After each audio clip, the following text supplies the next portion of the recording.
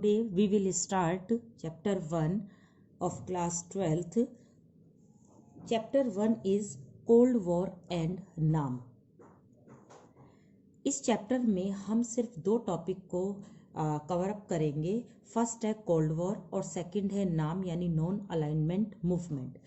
नाम से पहले हम कोल्ड वॉर को अच्छे से देखते हैं। कोल्ड वॉर को यदि हम इसका मीनिंग देखें कि व्हाट इज कोल्ड वॉर, तो कोल्ड वॉर जो है ये ना एक्चुअल वॉर है ना डायरेक्ट वॉर है। ये एक्चुअली में एक डिप्लोमेटिक वॉर है, एक मेंटली वॉर है। जो किसके थ्रू लड़ा जाता है? ये alliances, spying system, propaganda, economic and military help जो एक पावर दूसरी पावर को देगी। तो यहाँ पर हम बात करेंगे कोल्ड वॉर के सिर्फ डेफिनेशन की, जिसमें हम ये समझेंगे कि कोल्ड वॉर जो है वो एक मेंटली वॉर है जो आपस में एक दूसरे को नीचा दिखाने के लिए या फिर सप्रेस करने के लिए, उसको आगे बढ़ने ना देने के लिए जो भी स्ट्रेटेजी यूज की जाती है उसे हम कोल्ड वॉर बोलते हैं। अब बात ये आती है कि कोल्ड वॉर जो है वो स्टार्ट कब हुआ है। तो कोल्ड वॉर के आज स्टार्ट होने का जो टाइमिंग पीरियड है वो 1945 है।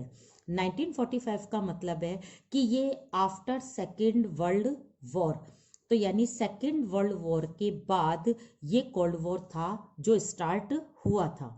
सेकेंड वर्ल्ड वॉर में बहुत सारे कंट्रीज जो एक्सिस पावर थे और बहुत सारे कंट्रीज जो अलाइड पावर थे, अलग अलग थे। एक्सिस पावर जिनके थ्रू ये कोल्ड वॉर हुआ था, जिसमें हम मेनली क्या करते हैं, एक तो जर्मनी है, दूसरा था इटली और तीसरा था जापान। अलाइड पावर में यूके, यूएस, फ्रांस और यूएसएसआर, इन चारों ने मिलकर इन एक्सिस पावर को रोका था। ये सेकेंड वर्ल्ड वॉर की स्ट्रेटेजी थी। यहाँ पर यूएस ने जापान के ऊपर जो बमबारी करी थी, उस बमबारी का एक कोड नेम था जिसका नाम था लिटिल बॉय और फैटमैन। लिटिल बॉय और फैटमैन एक बॉम्ब का कोड नेम था जिसको कि यूएस ने जापान के ऊपर गिराया था। और जापान का दोनों शहर कौन कौन से थे? नागासाकी और हिरोशिमा।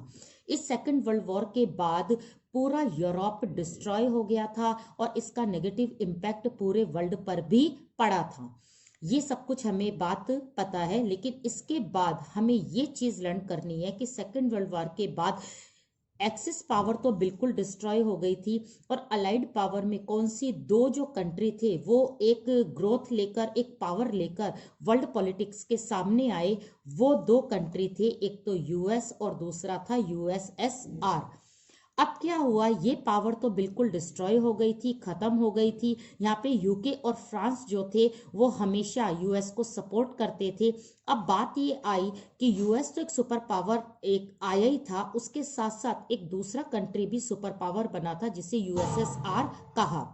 अब होना ये चाहिए था कि नेक्स्ट वर्ल्ड वॉर जो था वो इन दोनों के बीच में हो, लेकिन थर्ड वर्ल्ड वॉर नहीं हुआ। लेकिन इन दोनों के बीच में वॉर तो चला, लेकिन वो वॉर कैसा था? वो वॉर था कोल्ड वॉर। कोल्ड वॉर कैसा था?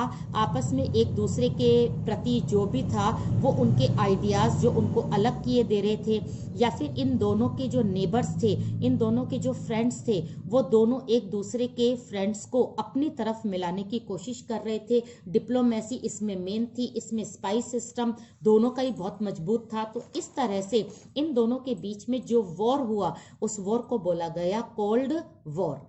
तो इस तरह से हमने कोल्ड वॉर का एक बैकग्राउंड देखा है कि सेकेंड वर्ल्ड वॉर के बाद कोल्ड वॉर जो था वो स्टार्ट हुआ था। नेक्स्ट हम टॉपिक देखते हैं इसके कॉजेज या रीजन। कोल्ड वॉर किन कारणों से हुआ था? कोल्ड वॉर होने के मेन रीजंस क्या थे? आखिर ऐसा यूएस और यूएसएसआर के बीच में क्या हुआ जिससे कि कोल्ड वॉर हुआ था? इसका फर्स्ट कॉजेज होगा एक तो इनके आइडियाज। अगर आइडियाज की बात करें तो यूएस जो है वो हमेशा कैपिटलिस्ट पर क्या करता है? कैपिटलिस्ट पर ये बिलीव करता है। और यूएसएसआर किस पर करता है? सोशलिस्ट। सोशलिस्ट सिस्टम को ये ज्यादा से ज्यादा स्प्रेड करना चाहता है। तो अब यूएस ये चाहता था कि पूरे वर्ल्ड में सिर्फ एक आइडिया चले, वो है कैपिटलिस्ट। लेकिन यूएसएसआर कौन से आइडिया को प्रमोट करता था? सोशलिस्ट को। तो इस तरह से इन दोनों आइडिया, जो ये दो आइडिया बिल्कुल अलग अलग थे, इसके कारण क्या चीज सबसे ज्यादा प्रोपागेट हुई या इंक्रीज हुई? वो हुई कोल्ड वॉर। अब हम सेकंड की बात करें तो सेकंड है मिलिट्री ब्लॉक्स।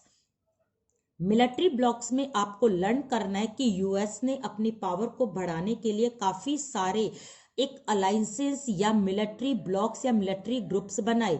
वो कौन कौन से थे? वो था जैसे नाटो, सीटो और सेंटो। तो यूएसएसआर ने भी इसको देखकर अपना एक खुद का अपना मिलिट्री ऑर्गेनाइजेशन या ग्रुप बनाया, जिसको बोला गया वार्सा पैक्ट। अब यहां पर भी एक मिलिट्री ग्रुप बना और यहां पर भी ये मिलिट्री ग्रुप बने। तो इस मिलिट्री ग्रुप से हुआ क्या? पूरा जो वर्ल्ड था वो दो पार्ट में डिवाइड हो गया और दोनों जो थे वो बहुत ज्यादा सुपर पावर बनकर वर्ल्ड पॉलिटिक्स के सामने आए। आपको लर्न करना है कि नाटो में कितने मेंबर थे? 12 थे। सीटो में कितने मेंबर थे? 8 थे। सेंटो में कितने मेंबर थे? 5 थे। और वार्सा पैक्ट में कितने मेंबर थे? 8 थे। तो ये आपको फाउंडर मेंबर लर्न करने हैं कि इन सारे कंट्रीज ने किनका साथ दिया था? अपनी अपनी सुपर पावर का साथ दिया था। तो ये मिलिट्री ब्लॉक्स अपने आप में किसको इंक्रीज कर रहे थे? कोल्ड वॉर को इंक्रीज कर रहे थे। नेक्स्ट जो बात आएगी उसमें आपको कुछ नेम लर्न करने हैं। हम यूएस में चल रहे हैं, तो यूएस में सबसे पहले आपको एक नाम लर्न करना है, वो है ट्रूमैन। दूसरा नाम आपको लर्न करना है चर्चिल। तीसरा आपको नाम लर्न करना है मार्शल। यूएसएसआर में आपको सिर्फ एक नाम लर्न करना है, जिसका नाम है मोलोटोव। ओके, तो हम बात करते हैं ट्रूमैन की। ट्रूमैन जो थे वो यूएस के क्या थे? प्रेसिडेंट थे। चर्चिल कौन थे? वो यूके के पीएम यानी प्राइम मिनिस्टर थे। मार्शल कौन थे? मार्शल यूएस के सेक्रेटरी थे। और बात आती है मोलोटोव की, तो मोलोटोव यूएसएसआर का कौन था? यूएसएसआर के मिनिस्टर थे। ठीक है, ये अगर यूएस और यूके से बिलोंग कर रहे हैं तो कौन सी सुपर पावर को सपोर्ट कर रहे थे? यूएस को। और मोलोटोव किसको कर रहा था? यूएसएसआर को। तो इनके एक्शन जो थे, इनका जो काम था, इनकी जो एक्टिविटीज थी, वो अपने आप ही कोल्ड वॉर को क्या कर रही थी? इंक्रीज कर रही थी। अब इनकी एक्टिविटीज क्या थी, इनको ध्यान से देखना। ये बात बार बार बताई गई थी कि सेकेंड वर्ल्ड वॉर के बाद यूरोप जो था वो बिल्कुल डिस्ट्रॉय हो गया था। अब यूरोप को वापस सरवाइव करना था, उसको ग्रोथ वापस करवानी थी। अब यहां पर यूरोप को हेल्प देने की जो एक प्लानिंग की गई थी वो यूएस के थ्रू की गई थी। और किसके कहने पर की गई थी? मार्शल के। मार्शल ने कहा कि यूरोप को हम दो पार्ट में डिवाइड कर देते हैं, एक होगा ईस्टर्न यूरोप और एक होगा वेस्टर्न यूरोप। तो वेस्टर्न यूरोपियन कंट्रीज को जो हेल्प प्रोवाइड होगी वो कहां से होगी? यूएस से होगी। तो इस तरह के प्लान के अपोज में मोलोटोव ने प्लान बनाया। उसने कहा ईस्टर्न यूरोपियन कंट्रीज को जो हेल्प मिलेगी वो हेल्प कौन प्रोवाइड करवाएगा? यूएसएसआर। तो इस तरह से मार्शल और मोलोटोव ने कोल्ड वॉर को क्या करा था? इंक्रीज करा था। किसके थ्रू करा था? हेल्प के। और ये हेल्प किसको दी जा रही थी? यूरोप को। यूरोप के दो पार्ट थे, एक ईस्ट और एक वेस्ट। ये बात तो हुई मोलोटोव की और मार्शल की। अब बात आती है चर्चिल और ट्रूमैन की। तो यहां पर इन दोनों की स्पीच जो थी उसने कोल्ड वॉर को बहुत ज्यादा बढ़ाया था और यूएसएसआर के अपोज में किया था। अब इन दोनों की स्पीच क्या थी? स्पीच ये थी कि ट्रूमैन जो थे वो यूएस के प्रेसिडेंट थे और उन्होंने एक पॉलिसी को प्रमोट किया था। और इस पॉलिसी का नाम क्या था? इस पॉलिसी का नाम था कंटेनमेंट। कंटेनमेंट का मतलब होता है रोकना। किसको रोकना? यूएसएसआर को रोकना। तो यहाँ पर ट्रूमैन ने ये कहा था कि यूएसएसआर जो है वो बहुत छोटा सा एक कंट्री है और उसकी पावर इतनी ज्यादा बढ़ गई है कि वो आजकल सभी सारे कंट्रीज को अपनी तरफ मिला रहा है और उनकी हेल्प को हमें क्या करना है? रोकना है। ऐसी बात किसने कही थी? ट्रूमैन ने। अब ऐसी स्पीच को सुनकर अपने आप ही ऑब्वियस है यूएसएसआर को क्या आया होगा, गुस्सा, और इससे कोल्ड वॉर क्या हुआ, इंक्रीज हुआ। लास्ट आता है चर्चिल। चर्चिल यूके के प्राइम मिनिस्टर थे। हमेशा अपनी स्पीच में किसके बारे में अगेंस्ट बोलते थे, वो बोलते थे हमेशा यूएसएसआर के बारे में।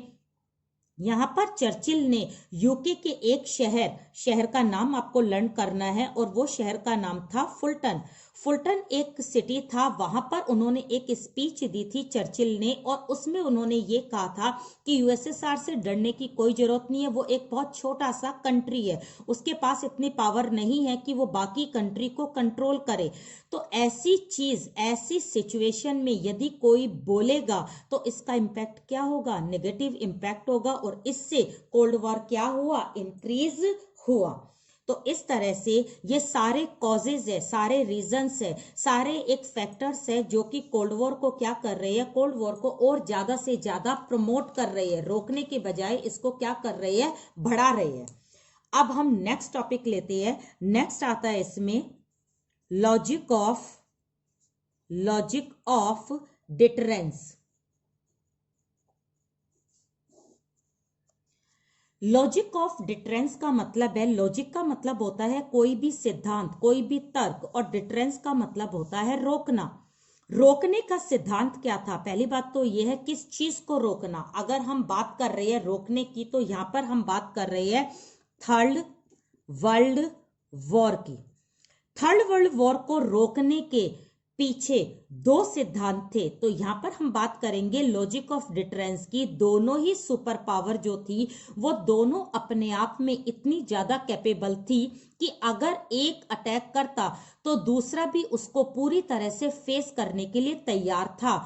इस सिचुएशन से थर्ड वर्ल्ड वॉर रुका रहा।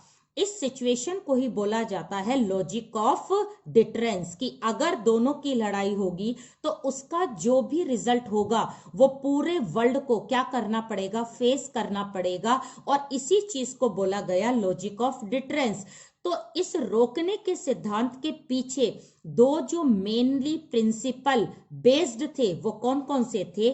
फर्स्ट आएगा रिलेशनशिप। अगर हम रिलेशनशिप की बात करें तो यूएस और यूएसएसआर के बीच में जो रिलेशनशिप थी वो कभी फ्रेंडली नहीं थी। वो कैसी थी, कॉम्पिटिटिव थी, कंपटीशन की थी, प्रतिस्पर्धा थी। दोनों के बीच में इतनी बड़ा एक कंपटीशन था कि यूएस अगर कोई वेपन को इन्वेंट करता था तो यूएसएसआर भी करता था, अगर वो कोई ऑर्गेनाइजेशन बनाता था तो यूएसएसआर भी बनाता था। इस तरह से दोनों के बीच में एक जबरदस्त क्या चल रही थी, टक्कर चल रही थी। तो दोनों के बीच में जो रिलेशनशिप चल रहा था उससे थर्ड वर्ल्ड वॉर क्या हो रहा था, रुक रहा था। थर्ड वर्ल्ड वॉर करने के लिए दोनों ही सुपर पावर एक दूसरे से डरती थी कि अगर थर्ड वर्ल्ड वॉर हुआ तो उसका जो रिजल्ट है वो पता नहीं क्या होगा। तो इन दोनों के बीच में जो एक तरह से एनिमी का रिलेशनशिप था वो थर्ड वर्ल्ड वॉर को क्या कर रहा था, रोक रहा था। दूसरी चीज आती है रिस्पॉन्सिबिलिटी। अगर हम रिस्पॉन्सिबिलिटी की बात करें तो हम थर्ड वर्ल्ड वॉर की पहले तो बात कर रहे हैं। अगर थर्ड वर्ल्ड वॉर दोनों में से किसी की भी मिस्टेक से हो जाता तो पूरा वर्ल्ड किसको ब्लेम करता, दोनों को ही करता। क्योंकि अगर एक अटैक करता तो दूसरा चुप नहीं रहता, दूसरा उसका जवाब देता, अगर दूसरा जवाब देता तो दोनों के बीच में क्या हो जाता, थर्ड वर्ल्ड वॉर, और इसका इंपैक्ट पूरे वर्ल्ड को भुगतना पड़ता। तो यहाँ पर पूरा वर्ल्ड किसको सबसे ज्यादा ब्लेम करता, इन दोनों को। तो ये दोनों ही कंट्री, ये दोनों ही super power third world war की रिस्पॉन्सिबिलिटी नहीं लेना चाहते थे, इसलिए थर्ड वर्ल्ड वॉर नहीं हुआ। तो लॉजिक ऑफ डिटरेंस का मतलब है वो सिचुएशन जिसमें कि ना यूएस कम है ना यूएसएसआर कम है। इस सिचुएशन के अंडर में ही कभी भी थर्ड वर्ल्ड वॉर नहीं हुआ। तो थर्ड वर्ल्ड वॉर नहीं होने के दो प्रिंसिपल है, रिलेशनशिप, दोनों के बीच में प्रतिस्पर्धा या कंपटीशन, दोनों ही थर्ड वर्ल्ड वॉर की कोई रिस्पॉन्सिबिलिटी, ब्लेम लेना नहीं चाहते थे, इसलिए ये थर्ड वर्ल्ड वॉर नहीं हुआ। तो इसे बोलेंगे लॉजिक ऑफ डिटरेंस। नेक्स्ट आता है कोल्ड वॉर के अंडर में ही लास्ट टॉपिक है smaller states helpful for super powers. हमने मिलिट्री ब्लॉक्स में देखा कि यहाँ पर यूएस ने काफी सारे मिलिट्री ब्लॉक या ऑर्गेनाइजेशन बनाए, जिसमें 12 कंट्री, 8 कंट्री, 5 कंट्री ने उनका साथ दिया। तो यूएसएसआर ने भी वार्सा पैक्ट बनाए, जिसमें 8 कंट्री ने उनका साथ दिया। यहाँ पर यूएसएसआर और यूएस की पावर को बढ़ी हुई दिखाई दे रही है कि उनकी पावर बहुत ज्यादा बढ़ गई थी। जब पावर बढ़ गई थी तो ऐसी सुपर पावर अपनी पावर को दिखाने के लिए छोटे कंट्रीज को कॉलोनीज क्यों बनाती है, स्लेव क्यों बनाती है, उन पर अपना रूल क्यों करती है? अगर ये छोटी कंट्री को अपना स्लेव बनाती है, कॉलोनी बनाती है, तो वो उनके लिए हेल्पफुल कैसे होते हैं? तो यहाँ पर स्मॉलर स्टेट से मतलब है जो एशिया और अफ्रीका कॉन्टिनेंट के जो डेवलपिंग कंट्रीज है वो स्मॉलर स्टेट्स है, वो हेल्पफुल है, वो हेल्प करते हैं। किसकी हेल्प करते हैं? सुपर पावर्स की हेल्प करते हैं, क्योंकि सुपर पावर्स उनको कंट्रोल करके उनको अपनी कॉलोनीज बनाती है। अब कॉलोनीज बनाने के बाद वो किस तरह से हेल्प करते हैं वो आपको देखना है। यहां पर उसको हेल्प मिल रही है। फर्स्ट किससे हेल्प मिल रही है? रिसोर्स से। जितने भी रिसोर्स होंगे उन कंट्रीज के, जो भी कंट्री कॉलोनी बनी है, वो रिसोर्स किसके हो जाएंगे? सुपर पावर के। नेक्स्ट, उनकी जो बाउंड्रीज है, जो उनकी टेरिटरी है, जो उनकी एक अपनी सीमा है, वो सारी बाउंड्रीज वो किसके अंडर में हो जाएगी? यूएस और यूएसएसआर के। तो जो भी सुपर पावर उसको अपनी कॉलोनी बनाएगा, उसकी सारी सीमा, उसकी सारी बाउंड्रीज के अंडर में जितने भी फॉरेस्ट, जितनी भी रिवर, जितने भी माउंटेन्स, जितनी भी चीजें हैं, वो किसकी हो जाएगी? सुपर पावर की। नेक्स्ट आता है स्पाइस सिस्टम। स्पाइस सिस्टम का मतलब है अगर सुपर पावर अपने आप को सुपर पावर रखना चाहती है तो वो कॉलोनी बनाकर उस कॉलोनी में अपना एक ऑफिस सेट करती है, और ये ऑफिस उस कॉलोनी के आसपास के कंट्रीज की सारी इंफॉर्मेशन किसको देती है? सुपर पावर को। तो इस तरह से इस ऑफिस को क्या कहा जाता है? एक जासूसी, जिसे हम बोलते हैं स्पाई सिस्टम। एक जासूसी वहां पर लोग करते हैं, और उस जो भी कॉलोनी बनी है, जो भी गुलाम देश है, उसके आसपास जितने भी देश है, उनकी भी सूचनाएं, उनकी भी इंफॉर्मेशन किस तरह से प्रोवाइड होती है? कॉलोनी के थ्रू। किसको प्रोवाइड होगी? सुपर पावर्स को। तो अपने स्पाई सिस्टम को, अपने जासूसी सिस्टम को मजबूत करने के लिए ये सुपर पावर किसको कॉलोनी बनाते हैं? छोटे छोटे कंट्रीज को। नेक्स्ट आता है इकोनॉमिक सपोर्ट। ये सबसे बड़ी हेल्प होती है सुपर पावर के लिए छोटे कंट्रीज से। छोटे कंट्रीज जितने भी टैक्स वगैरह देते हैं, जितना भी काम करते हैं एग्रीकल्चर में, इंडस्ट्रीज में, मार्केट में, एक्सपोर्ट में, इंपोर्ट में, करेंसी में, ये सारा काम, इसका जितना भी टैक्स होगा वो किसको सीधा डायरेक्ट देंगे? यूएस या यूएसएसआर को। जो भी सुपर पावर किसी भी कंट्री को कंट्रोल करेगी तो वहां का टैक्स कौन कलेक्ट करेगा? Super power. इससे उनकी ट्रेजरी बढ़ती है, उनकी करेंसी बढ़ती है, उनके पास में इकोनॉमिक सपोर्ट भी क्या होता है? मिलता है। और लास्ट आएगा spread of ideology. Spread of ideology. Ideology हमने समझी है कि अगर यूएस अपनी कोई कॉलोनी बनाएगी तो उस कॉलोनी में, उस गुलाम देश में अपना आइडिया, कौन सा आइडिया? कैपिटलिस्ट। इस कैपिटलिस्ट सिस्टम को क्या करेगी? सेटअप करेगी। अगर यूएसएसआर अपनी कोई कॉलोनी बनाएगी, कोई गुलाम बनाएगी, कोई भी कंट्री को गुलाम करेगी, तो कौन से आइडिया को सेटअप करेगी? वो करेगी सोशलिस्ट को। तो इस तरह से दोनों सुपर पावर अपने आइडिया को पूरे वर्ल्ड में फैलाने के लिए क्या बनाती है? वो बनाती है स्मॉलर स्टेट्स को कॉलोनीज। तो इस तरह हमने कोल्ड वॉर के बारे में सारा कुछ पढ़ा है। सबसे पहले हमने कोल्ड वॉर को जो डेफिनेशन है वो आपको लर्न करनी है। कोल्ड वॉर का बैकग्राउंड क्या है? Second world war. Second world war जो था वो कौन से टाइम पीरियड में हुआ था? वो हुआ था 1939 टू 1945। 1945 के बाद दो सुपर पावर वर्ल्ड पॉलिटिक्स में आई थी, यूएस और यूएसएसआर।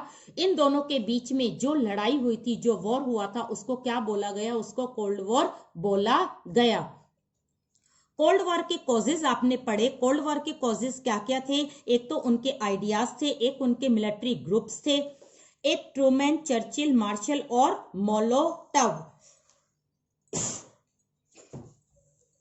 लॉजिक ऑफ डिटरेंस में आपने देखा कि किस तरह से थर्ड वर्ल्ड वॉर जो था वो रुका हुआ था। थर्ड वर्ल्ड वॉर दो प्रिंसिपल से रुका हुआ था, रिलेशनशिप और रिस्पॉन्सिबिलिटी। और लास्ट आपने देखा कि स्मॉलर स्टेट, छोटे छोटे स्टेट, डेवलपिंग कंट्रीज को कोई भी सुपर पावर अपनी कॉलोनीज क्यों बनाती है? अपने बेनिफिट्स के लिए, अपने फायदे के लिए। और वो फायदे क्या क्या है? वो फायदे है resource, territory, spy system, economic support और आइडियोलॉजी को स्प्रेड करना।